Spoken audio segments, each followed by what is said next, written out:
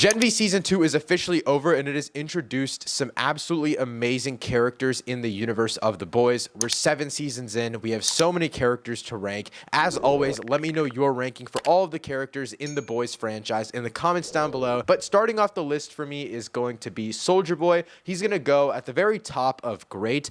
I think he's just the perfect balance of what you need in a character. He's just enough in the Boys story. He's just enough in the Vought story, his connection to Homelander, and then his banter with Butcher. I think he is the perfect middle ground. And then obviously Jensen Ackles is just hilarious. I am genuinely so excited for Jensen Ackles' return in season 5 of The Boys. And obviously he's also going to be a pretty main character in the Vought Rising prequel series. And then we have Emma. I think Emma's going to go in good. This is really where most of the Gen V cast will probably land in my opinion. They're just really good side characters. I don't think the Gen V side characters have as much nuance as the Boys side characters, but I think it's just because it's a little bit less mature in general. But I think Emma's powers are super fun, but also it's able to really exemplify the idea of self-worth in a really non-cliche way. Then we have Queen Maeve. She's going to go at the very top of good, right above Emma. I think Maeve's dynamic with Homelander is obviously the highlight, and I also just love the way that her story wraps up at the end of season 3. I really don't think we need much more of her in the series, but I think that she was a really great like middle ground female character inside of Vought that kind of understands the Vought system and tries to lead Starlight into the direction that would just make Vought the happiest, even though Maeve knows that's obviously not the right thing to do. She's a really well nuanced character, especially because she's so next to Homelander in the spotlight, but she's also a woman just like Starlight, and that's obviously the main draw of like the storyline and the thematic relevance of season 1. And then we have Cipher. This is going to be a kind of difficult one to rank in my opinion. As of right now, I'm going to go at the very top of good. Now, this is just weird, and I am going to talk about spoilers here, so if you haven't finished Gen V Season 2, skip just this character and then the next character as well. But obviously Cipher is being controlled by Godolkin, and so is Cipher really his own character, or is it just Godolkin? Are they like one big character? The only reason I'm separating them is because Hamish Linklater is delivering one of the best performances in the entire show in my opinion, especially in episode 7 where we get the Godolkin controlled Cipher and then Cipher kind of snaps free of Godolkin's control. It's so interesting to see how Hamish Linklater's performance changes. That's the only reason I'm going to put him at the top of good, because again,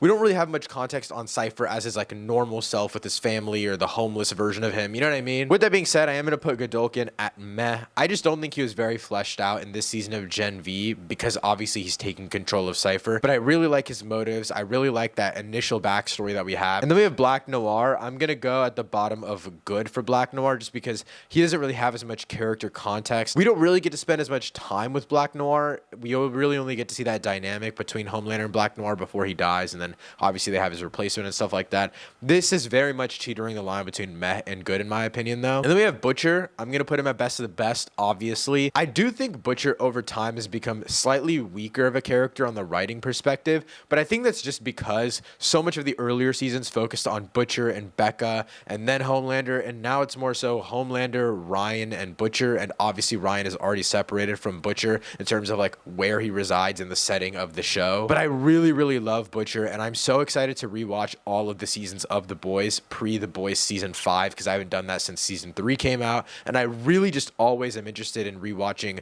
Butcher because it feels like the first 2 to 3 seasons are so focused on his character more than anything else. Obviously Homelander is a very interesting character, but there's just not as much nuances because you see how Butcher has a tormented past, but how he's also trying to change, but obviously he never really gets there. I just really love Butcher as a character. I think though in the power scaling of the universe and kind of where they've taken his character with taking the V and stuff like that, he's not become a less interesting character. He's just not as much in the forefront. And then we have Kimiko. She's going to go in good, right above Emma, right below Maeve.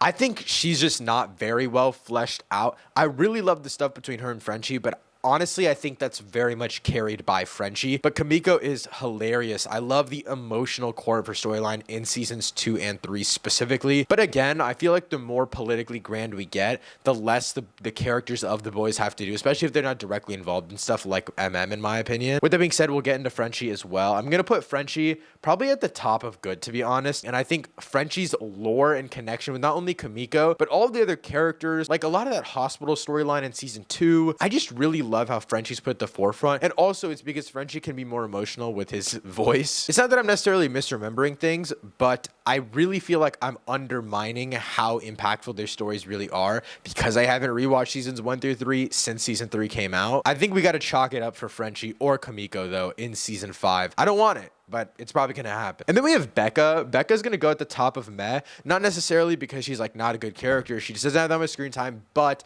she really does supplement the other storylines perfectly. This actress's performance is really great. And I think that kind of fear that's within Becca in the midst of choosing between Homelander and Butcher, like two pretty bad people, but obviously Butcher is the better of the worst to her. I find that to be really intriguing. And I think also just the season 2 finale and how Stormfront is brought into this whole Becca storyline. It all just strengthens Becca as a character because she's really our like human eye on the ground. Next up, we have A-Train. I am going to put him at the very bottom of great. Like there will definitely be characters that go between Soldier Boy and A-Train. But at this point, I do think his story has evolved enough to where I am really, really interested in a pure redemption arc. I think I always wanted a redemption arc for him, but I just love the way that they've been executing like all of the boys slowly turning on Homelander other than like the absolute dick riders like the Deep. I think A-Train's arguably the most interesting though because on like a racial political level, but also just the way he's getting treated as a human being. I also don't think he's very safe in the final season. It's probably going to be wraps for him. And then we have MM. He's going to go at the very top of good.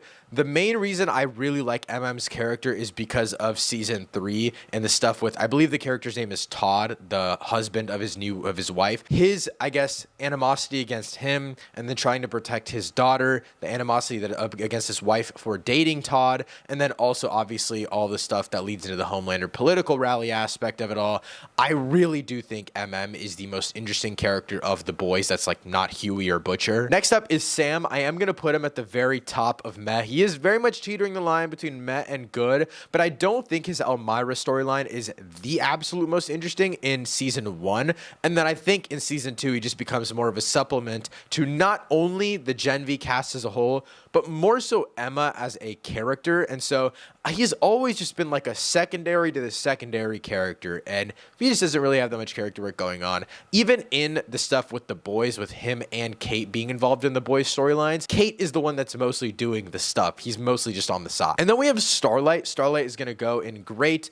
I think I'm just more entertained by Soldier Boy. That's why he's going to stay at the top of great. But I love Starlight as a character. I love her evolution as a character. I think her dynamic with Hughie has a lot to do with it, which we'll talk about in just a second here. But I really, really love the evolution of her character in season 1. But season 2 is where it works the absolute best for me. And then season 3, when she more so starts to become part of the boys team, like blatantly, I think that's also when you kind of see the power to women thing really work with characters like Kimiko by her side. The same thing I said for Soldier Boy applies for Starlight, where they are our eyes on the ground in both scenarios. They're part of the boys, but they're also part of the VOT system. And obviously she is in the show. Before Soldier Boy, she kind of paves that path. I love her relationship with Hughie, and I think it evolves perfectly throughout the series. And speaking of Hughie, he's going to go in best of the best. I think he's going to go right below Butcher, but that might swap around by the end of this video. Hughie is just such a charming character, and I think a lot of the stuff with his dad in season 4 also is why his character works much, much better. He was obviously like that eye on the ground, kind of for shock type of character where he's experiencing and witnessing all of these insane things. He's always getting splattered with blood. And I think that's interesting and that's fun, but I do think that his character lacks the exact depth that characters like Homelander, Marie, or Butcher have. There's not as much nuances to his character because he doesn't have V in his blood. The strongest aspect of Hughie, though, is his relationships with other characters, namely Starlight, but also that up and down relationship with Butcher. And again, that's best exemplified in season 2. Next up is Neuman. She's going to go right below MM in good. After thinking about her character a lot more, I feel like she isn't characterized in a very deep way. She doesn't really have any like character nuances to her. She's just like a hidden soup that's a politician. I really love the political conflict though, the series being between her and Homelander for the majority of season 4. I found their dynamic to be really, really interesting. And then the dynamic between Ryan and her kid as well. I found them to just be like same people, different sides, and she's just a hidden version of kind of what Homelander is. And then we have the peak. He's gonna go in meh. should get his own tier. But I do think that the Deep is a really interesting character just in terms of he's really, really funny, but he's also just an asshole. They keep blueballing us with his redemption, which I don't mind. I don't think he really deserves to be redeemed. Actually, no, fuck it. I'm going to put him in the middle of good, actually. I'll put him like right below Kimiko, and then I'll put Emma and meh. I'll move Emma down to meh. Next up is Stormfront. I'm going to put her in meh, probably at the top of meh though. She's so inherently intertwined with Homelander's story, and then a little bit, like I said before, with the Becca, Butcher, Ryan stuff. I think she's interesting enough on a baseline level, but other than being a Nazi, she doesn't have much character work going for her. And then we have Stan Edgar. I'm going to put him in meh as well, right below Stormfront. I do think, though, he is very interesting as a political adversary to Vought now, which is kind of the storyline that they've introduced in Gen V Season 2. He's kind of trying to build his own soup team to take down Vought, I guess. I don't know if that story is going to be further explored in Season 5 of The Boys, but that is a really interesting road to go down. Maybe that'll be explored in Gen V Season 3 because we know Season 5 of The Boys is going to be the last one. It does seem like too much dip on their chip to make like this whole Stan Edgar version of Vought introduced in Season 5 of The Boys, but maybe we'll get that somewhere down the line. I do find this character to be really interesting, especially after Neuman's death in like a revenge-esque way. Next up is Ashley. Ashley's gonna go in good. She's just a really entertaining character. She's always super funny, and I think kind of the stuff that she discovers about Homelander as time goes on in Season 4 is also really, really well executed. Next up is Ryan. I really don't know where to put him. As of now, I'm gonna put him right above the... actually, I'm gonna put him at the bottom of meh, just because I think Season 5 is going to be essential for his character development. Ryan is being brought into this Vought machine, and I find that to be a really interesting way of looking at it. We kind of see how Homelander became Homelander, and if Ryan is strong enough to not become Homelander because of an influence like Butcher. And then we have Sister Sage. She's going to go in the middle of good, right above the Deep. I feel like Sister Sage and Firecracker were just both introduced as new characters at a really great time in the series to where they didn't need to have insane character conflicts. It's just that she's smart as hell, and she really brings in a different dynamic with Homelander. In a season where everyone is just riding the fuck out of Homelander, Sister Sage is the only one, not necessarily going against him, but putting up at least a little bit of a intellectual fight. I'm just going to go ahead and do Firecracker right now as well. She's going to go probably at the top of Matt right now. Actually, I'll go right below Ryan.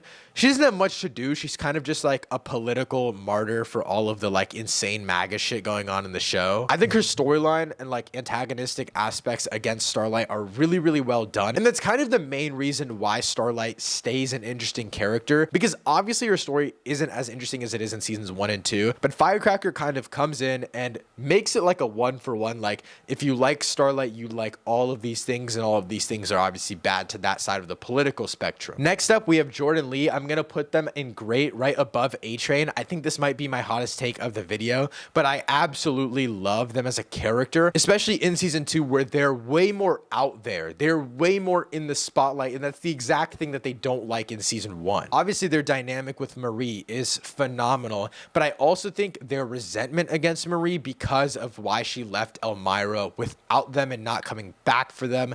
They have such an interesting storyline. In my opinion, the most interesting thematic ideas from any of the core side characters from season 2 of Gen V. Next up is Cate. I'm going to put her at the very top of good, but I do think I could swap around her or MM depending on the day. I think Cate is just the most interesting quote-unquote antagonistic character of Gen V, but at the same time, she really is on Marie's side for most of the show. The only thing I wish they explored more with Cate was her dynamic with the actual characters of The Boys, because she is really so powerful, whereas Sam kind of just jumps really high. Her life-threatening injury makes her character so much more interesting, and I think that her dynamic and her getting to trust all of the Gen V characters again makes for a really interesting like character writing arc, I guess. Next up, we have Marie. This might be my hottest take of the entire video. She's going to go at the very top of best of the best. Before I start glazing, my only hope for this character is that she really is a huge part of season 5 of The Boys. This is because inherently they have power scaled her to be stronger than or just as strong as Homelander. And I don't think you can do that and then not necessarily pit her up, but like put her in the same situation. Most of the characters in Gen V lack a political edge to them. And I think obviously it's because they're in college. That's not where their stories have taken them just yet. But I really do think Marie needs that aspect of her character to level it up just a little bit. But for the most part, I would say that Marie is just so well nuanced, and inherently so because she is Project Odessa. She is the exact counterpart of Homelander on a physical and metaphorical level. I'm really happy that her sister got more of a character arc / introduction in this season. I don't really know how the seasons of Gen V are going to work from now on. I know I talked about it a little bit in my review, but it's weird that they're doing the final season of The Boys where Marie should be heavily involved, and I feel like most of you would agree with me on that. And then also a Gen V season 3 maybe, and then also like The Boys Mexico spinoff, and then also the Vought Rising prequel. Like, I just want more of Marie, to be honest. I think if we get 1 or maybe like 2 more seasons of her, she can easily be the best character in this franchise. But speaking of the best character in this franchise, finally, of course, we have Homelander. He's gonna go number 1, best of the best. He just simply has the most to do. He is the main antagonist of this series. He has the most storylines that collide with him, the most characters that dick ride him. He is pure evil, and I think that's why he works as a character.